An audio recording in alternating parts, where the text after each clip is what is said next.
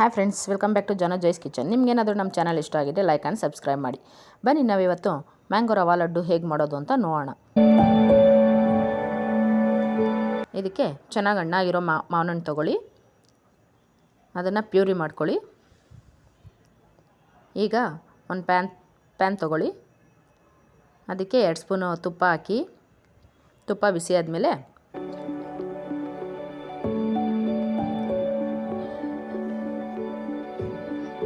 ದ್ರಾಕ್ಷಿ ಗೋಡಂಬಿ ಹಾಕಿ ಫ್ರೈ ಮಾಡ್ಕೊಳ್ಳಿ.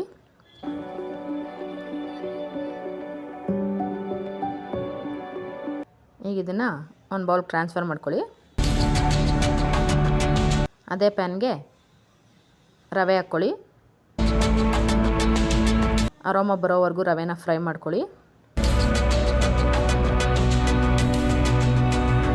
ಲೋ ಫ್ಲೇಮಲ್ಲಿ ಫ್ರೈ ಮಾಡ್ಕೊಳ್ಳಿ. ಈಗ ಇದಕ್ಕೆ ರೆಡಿ ಮಾಡ್ಕೊಂಡಿರೋ ಮ್ಯಾಂಗೋ ಪ್ಯೂರಿನ ಹಾಕಿ ಚೆನ್ನಾಗಿ ಮಿಕ್ಸ್ ಮಾಡ್ಕೊಳ್ಳಿ.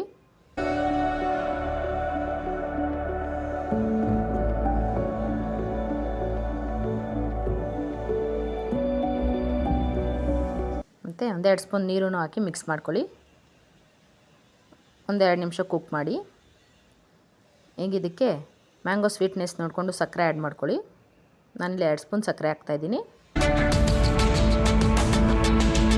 ನೀಟಾಗಿ ಮಿಕ್ಸ್ ಮಾಡಿ.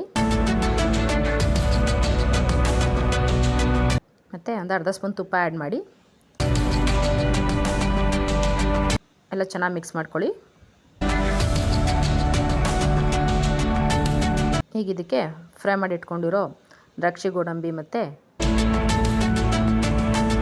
ಬಾದಾಮಿ ಪಿಸ್ತಾನ ಹಾಕ್ಕೊಳ್ಳಿ. ಹಾಕ್ಕೊಂಡು ಎಲ್ಲ ನೀಟಾಗಿ ಮಿಕ್ಸ್ ಮಾಡ್ಕೊಳ್ಳಿ.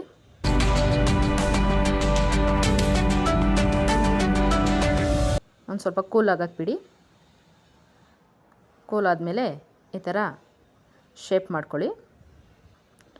ಲಡ್ಡು ಕಟ್ಟಿ ನೋಡಿ ಫ್ರೆಂಡ್ಸ್, ಮ್ಯಾಂಗೋ ರವಾ ಲಡ್ಡು ರೆಡಿಯಾಗಿದೆ. ಬನ್ನಿ ಟೇಸ್ಟ್ ಮಾಡೋಣ. Thank you.